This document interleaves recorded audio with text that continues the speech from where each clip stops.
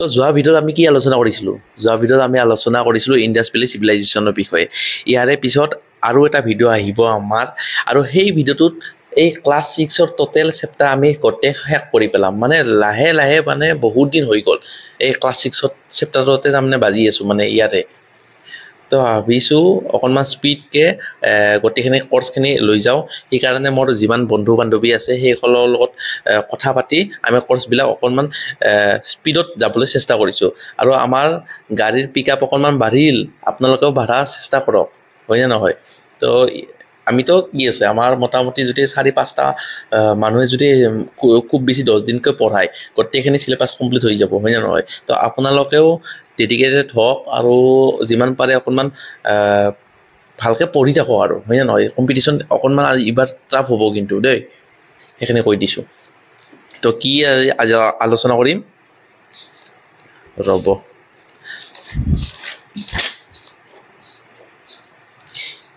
এইগিলাখানতো আমি আলোচনা কৰিছোঁ যোৱা ভিডিঅ'ত বৈদিক সভ্যতা ইয়াত চাব লগা বিশেষ একো নাই এইটো আছে ইয়াত আপোনালোকে দেখি পাইছে যে আমাৰ বেদ কেইখন আছিল বেদ আমাৰ আছিল 4খন আছিল ঋগ্বেদ যজুৰ্বেদ অথৰ্ববেদ আৰু সামবেদ এইকেইটা বেদ আমাৰ আছে আৰু এইকেইটা ধৰক যদি আপোনালোকক প্ৰশ্ন সোধে সেই এইকেইটাৰ ভিতৰত আপোনালোকে লিখিব লাগিব বেদ কেইখন আছিল বেদ হৈছে 4খন এইকেইটা আৰু সুধিব পাৰে আৰ্য শব্দটোৰ অৰ্থ কি আছে আৰ্য শব্দটোৰ অৰ্থ হৈছে শ্ৰেষ্ঠ সেইটোৱে বাকি তাৰ বাহিৰে চাব লগা আৰু ইটো আছে যোৱা ভিডিঅ'ত মই আলোচনা কৰিছিলোঁ যে সপ্ত হিন্দুৰ বিষয়ে ইয়াত কি আছে সপ্ত হিন্দুৰ এই পুৰণা নামবিলাক আছে হয়নে নহয় ইয়াত আছে সপ্ত হিন্দুৰ কোনটো আছিল শতদ্ৰু মানে বৰ্তমান কি আছে শতদ্ৰু হৈছে সুতলেছ মানে আমাৰ কি কয় হিন্দু যিবিলাক আছে হিন্দু ট্ৰিবিউটাৰী হয় নহয় হিন্দু নদীৰ ট্ৰিবিউটাৰী আমি কি পাইছিলোঁ যে সুতলেছ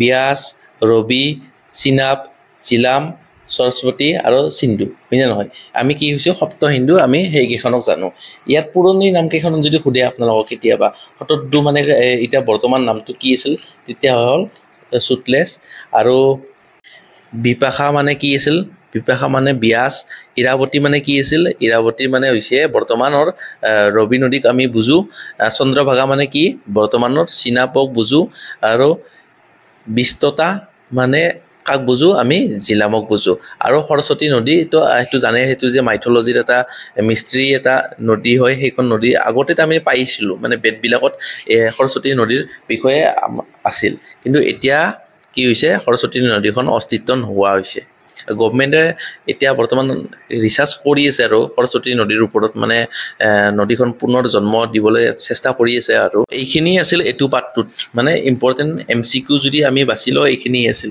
তাৰ বাহিৰে বেলেগ একো নাই আৰু কেতিয়াবা সুধিব পাৰে আপোনালোকক বেদৰ আন এটা নাম কি কেতিয়াবা সুধিব পাৰে এই বেদৰ আন এটা নাম কি এইবিলাক সোধে কিন্তু সেইটো হৈছে সংহিতা আৰু মহাভাৰতৰ আন এটা নাম সোধে কেতিয়াবা মহাভাৰতৰ আন এটা নাম হৈছে জয় সংহিতা হয় নহয় তো মনত থাকোঁতে আপোনালোকক এইখিনি কথা কৈছোঁ আৰু উপনিষদত কেতিয়াবা সোধে নাম কি আন এটা নাম বেদান্ত বুলিও আমি উপনিষদত জানো তো মনত থাকোঁতে মানে মই কৈছোঁ আৰু সেইখিনি অকস্মাত মনত পৰিল কথাখিনি বাকী ইয়াততো নাই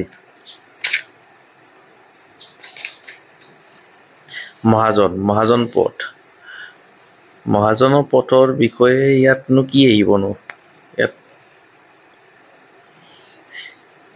ইয়াত নাই চাব লগা বৰ বিশেষ একো নাই মানে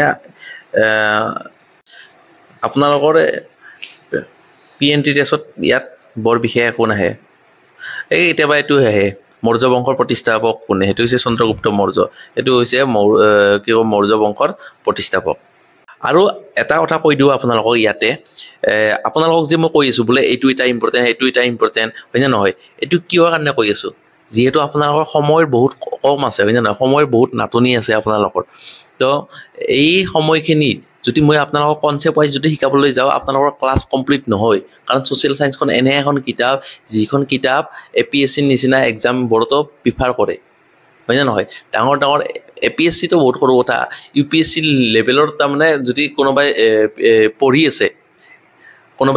আছে তেতিয়াহ'লে ছ'চিয়েল ছায়েন্সখন তেওঁলোকে ফ'ল' কৰেই কাৰণ ইয়াত চাব লগা বহুত কথা আছে বহুত কথা আছে মইতো একদম আপোনালোকক একদম ৰাফলি যাই আছোঁ বোলে পটপটকৈ আহিছোঁ বোলে এইটো ইম্পৰ্টেণ্ট সেইটো ইম্পৰ্টেণ্ট সেইখিনি গৈছোঁ কাৰণ কিয় আপোনালোকৰ ওৱান ডে এক্সামত এইকেইটাই আহিব মই যি কৈছোঁ যদি আহে কেতিয়াবা আপোনালোকে প্ৰশ্ন যেতিয়া পৰীক্ষাত বহিব নহয় পৰীক্ষাত বহিলে আপোনালোকে গম পাব যে এইটো চেপ্টাৰৰ পৰা আহিছেচোন হয় নে নহয় ক্লাছ 6ৰ পৰা আহিছেচোন এইটো বস্তুটো আমি সিহঁতে পাই আহিছোঁ দেখোন তো আপুনি এনেকুৱাকৈ পৰীক্ষাত যেতিয়া বহিব তেতিয়া আপুনি মনত পৰিব এইখিনি কথা তো যিখিনি কৈ আছোঁ সেইখিনি আপোনালোকে নোট কৰি যাই যাব মানে যদি আপোনালোকৰ ফিজিকেল কিতাপ আছে ফিজিকেল কিতাপ থাকিলেতো বহুত ভাল আৰু যদি ফিজিকেল নাথাকে তথাপিও আপোনালোকৰ সুবিধাৰ কাৰণে মই ডাইৰেক্ট গোটেইখিনি কিতাপ পঢ়িব নালাগে বাৰু মই ডাইৰেক্ট পইণ্টবিলাক উলিয়াই গৈ আছোঁ যাতে আপোনালোকৰ সুবিধা হয় আৰু সেইখিনি আপোনালোকে নোট কৰি লৈ যাব পাৰে ইয়াত আছে জৰস্তা ধৰ্মৰ উৎপত্তিস্থল যদিও পাৰস্য দেশ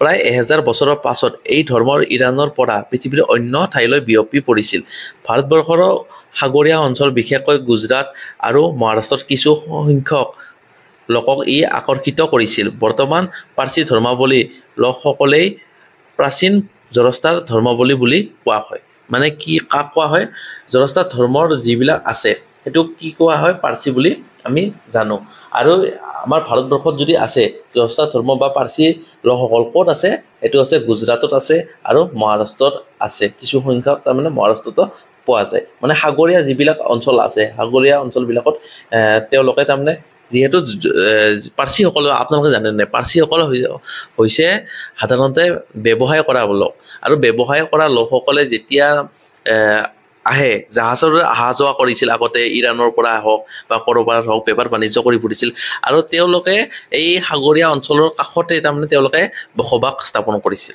এই বসবাস স্থাপন কৰাৰ কাৰণে ইয়াত কিছু সংখ্যক গুজৰাটত তাৰমানে গুজৰাটত জানে আপোনালোকে যে সাগৰীয়া স্থল আছে তাতে এনে নহয় এই সাগৰীয়া বন্দৰবিলাক তাতে আছে তো সেইকাৰণে তাৰমানে তাত ব্যৱসায়ৰ কাৰণে এই ধৰ্মাৱলী লোকসকল বৰ্তমান বিৰাজ কৰি আছে বুজি পাইছে এইটো হ'ল আৰু এইটো পৰ্চনৰ পৰা কি আহিব জানেনে এইটো পৰ্চনৰ পৰা আহিব যে জৈন ধৰ্মৰ প্ৰৱৰ্তক কোনি সেইটো হৈছে আমি সকলোৱে জানো যে মহাবীৰ হৈছে জৈন ধৰ্মৰ প্ৰৱৰ্তক আৰু বুদ্ধ ধৰ্মৰ প্ৰচাৰক কোনি আছিল বুদ্ধ ধৰ্মৰ প্ৰচাৰক আছিল গৌতম বুদ্ধ হয় নে নহয় এই দুটা হৈছে ইম্পৰ্টেণ্ট প্ৰশ্ন আমি প্ৰতিটোৱে জনা উচিত বোলে এই পৰীক্ষাৰ কাৰণে নহয় বাৰু আমি এনেও জনা উচিত এই দুটা প্ৰশ্ন এই মহাবীৰৰ বিষয়ে অকণমান ইয়াত ভালকৈ আছে যে তেখেতৰ ঘৰ ক'ত আছিল তেখেতৰ জন্মস্থান আছিল কুন্দৰপুৰ 12 বছৰ কালত তেওঁ কথাত তপস্যাত নিমগ্ন হৈছিল তপস্যাৰ অন্তত তেওঁ কৈবল্য আৰু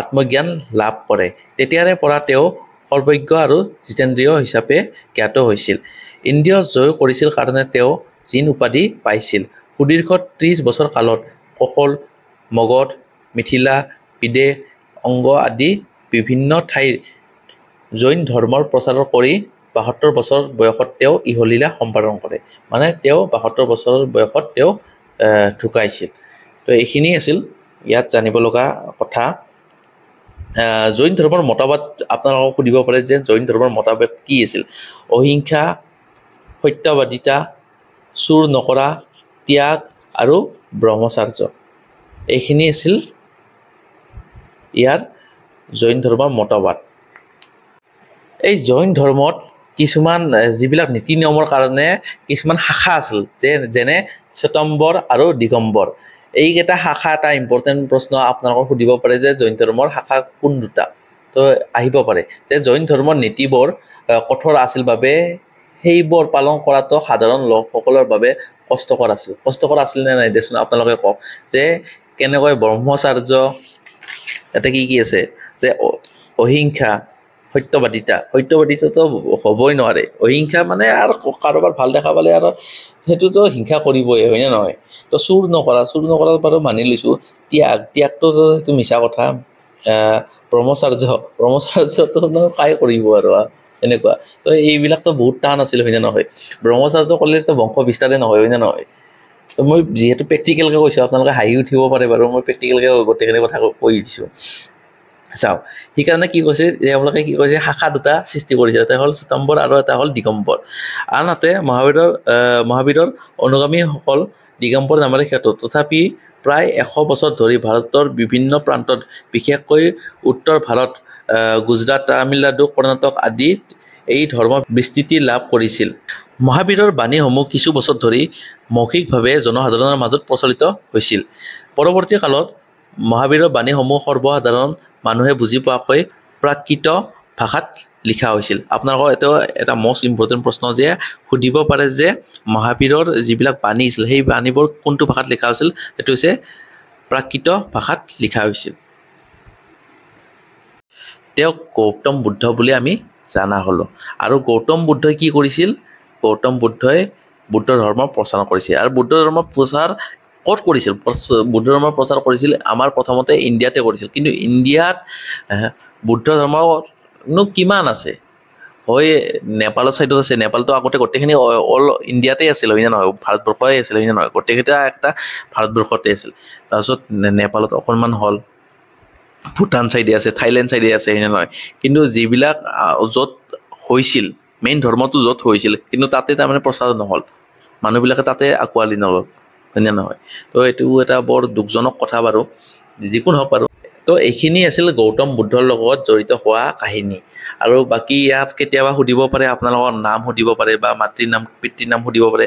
মাতৃৰ নাম আছে মায়া দেৱী আৰু পিতৃৰ নাম আছিল সুদৰ্শন। পত্নীৰ নাম কেতিয়াবা যদি সোধে তেতিয়াহ'লে আপোনালোকে লিখিব লাগিব খোপা বা যশোধৰা। আহঁত গছৰ তলত সিদ্ধাৰ্থই দৈৱজ্ঞান লাভ কৰিছিল বাবে এই গছজোপাত বৌদ্ধিত্ৰুম বৃক্ষ বুলি জনাজাত হৈছিল। কাশী বা কাশীনাৰা নামৰ ঠাইত ৮০ বছৰ বয়সত বুদ্ধদেৱৰ মহাপৰিনিৰ্বাণ হয়। আৰু আপোনালোকে জানেনে যে গৌতম বুদ্ধৰ জন্মদিনটো আমি গোটেই বিশ্বই পালন কৰোঁ? জানে নাই? যে প্ৰতি বছৰে আমি যি বুদ্ধ পূৰ্ণিমা হয়, সেই বুদ্ধ পূৰ্ণিমাৰ দিনা গোটেই বিশ্বই আৰু পালন কৰে। বহাগ মাহৰ কি হৈছে? বহাগ মাহৰ পূৰ্ণিমাৰ দিনটোত সমগ্ৰ বিশ্বই বুদ্ধ পূৰ্ণিমা হিচাপে পালন কৰি আহিছে। এইটো এটা ইম্পৰ্টেণ্ট প্ৰশ্ন আহিব পাৰে আপোনালোকৰ। আৰু গৌতম বুদ্ধৰ নামটো অহাৰ পিছত এটা নাম আকৌ আহে, সেইটো নামটো হৈছে ত্ৰিপিটক নামৰ এটা পুথি আছিল। সেই পুথিখনত কি হৈছিল? গৌতম বুদ্ধৰ মৃত্যুৰ পিছত তেওঁৰ শিষ্যসকলে সেই বাণী যিবিলাক আছিল বুদ্ধদেৱৰ বাণী, সেই বাণীবোৰ সংৰক্ষণ কৰাৰ কাৰণে এখন পুথি আকাৰত এখন প্ৰকাশ কৰিছিল। সেই পুথিখনকে কোৱা হয় ত্ৰিপিটক বুলি কোৱা হয়। আৰু এই পুথিখন কি ভাষাত আহে সেইটো মেক্সিমাম আপোনালোকৰ প্ৰশ্ন আহিয়ে থাকে। সেইটো হৈছে পালি ভাষাত সেই পুথিখন তাৰমানে প্ৰস্তুত কৰিছিল। আৰু ত্ৰিপিটক বুদ্ধ ধৰ্মৰ মূল ধৰ্মপুথি। ত্ৰিপিটক পালি ভাষাত ৰচিত হৈছিল। বুদ্ধ ধৰ্মৰ উপাসকল পাছলৈ দুভাগত বিভক্ত হৈছিল। এই ভাগ দুটা হ'ল হীনযান আৰু মহাযান।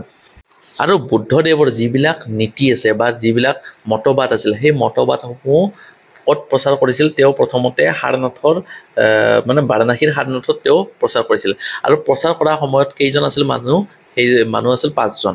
৫জনৰ পিছত তেওঁ বিভিন্ন ধৰণৰ দেশসমূহত গৈ বা বিভিন্ন ঠাইৰ মানুহৰ মাজলৈ গৈ তেওঁ কি কৰিছিল? মতবাদসমূহ প্ৰচাৰ কৰিছিল। আৰু এই মতবাদ তিনিটা কি কি আছিল বা মন্ত্ৰবিলাক আছিল? মূল তিনিটা মন্ত্ৰ আছিল। সেইটো হয় বুদ্ধং শৰণং গচ্ছামি, সংঘং শৰণং গচ্ছামি, ধৰ্ম শৰণং গচ্ছামি। এই সাৰনাথ স্তূপৰ পৰাই গৌতম বুদ্ধই পোনপ্ৰথমে তেওঁ বাণীসমূহ প্ৰচাৰ কৰিছিল। তো ইয়াতে প্ৰথম তেওঁ বাণীসমূহ প্ৰচাৰ কৰিছিল। আৰু বুদ্ধদেৱৰ যিবিলাক নীতি আছিল, নিয়ম আছিল, সেইবিলাক পৰৱৰ্তী সময়ত কোনে আগবাঢ়ি নিছিল? বিম্বিসাৰ, অশোক, কনিষ্ঠ, হৰ্ষবৰ্ধন আদি ৰজাসকলে তেওঁ বুদ্ধ ধৰ্মৰ পৃষ্ঠপোষকতা কৰিছিল। মানে বুদ্ধ ধৰ্মৰ প্ৰচাৰৰ কাৰণে একদম উঠি পৰি লাগিছিল। বুজি পাইছে? অশোক বুলি ক'লেতো গমেই পাই যে বুদ্ধ যিখন কলিংগ ৱাৰ আছিল, সেই কলিংগ ৱাৰৰ পাছত তেওঁ সম্পূৰ্ণ বুদ্ধ ধৰ্ম গ্ৰহণ কৰি গোটেই ঠাইখন বা বিশ্বত বুদ্ধ ধৰ্ম প্ৰচাৰৰ কাৰণে যা যোগাৰ চলাইছিল বাৰু। বা বুদ্ধ ধৰ্মৰ প্ৰচাৰৰ অৰিহণা হিচাপে অশোকৰো আমি নামটো ল'বই লাগিব। তো আজি এই পাঠটোত আমি কি আলোচনা কৰিলোঁ? আমি গৌতম বুদ্ধৰ বিষয়ে আলোচনা কৰিলোঁ। লগতে আমাৰ কি আছে? জৈন ধৰ্মৰ প্ৰচাৰক কোন আছিল? এইটো হৈছে মহাবীৰ আছিল। এই মহাবীৰৰ বিষয়ে আমি আলোচনা কৰিলোঁ। বাকী অকণমান সৰু সুৰা কেইটামান প্ৰশ্ন আমি আলোচনা কৰিলোঁ। এইখিনিয়ে আছিল আজি এই ভিডিঅ'টো। বাকী নেক্সট এটা ভিডিঅ' আহিব, সেই নেক্সট ভিডিঅ'ত গোটেইখিনি আমি খুটি নাটি মাৰি পেলাম। তো আশা কৰিছোঁ আপোনালোকে এই ভিডিঅ'টো চাই ভাল পালে। আৰু ই বুকখন পাব্লিছ হৈছে বুলি আপোনালোকে গমেই পাইছে যে ই বুক আমাৰ 20জনীয়া টীম এটাই ই বুক এখন পাব্লিছ কৰিছে।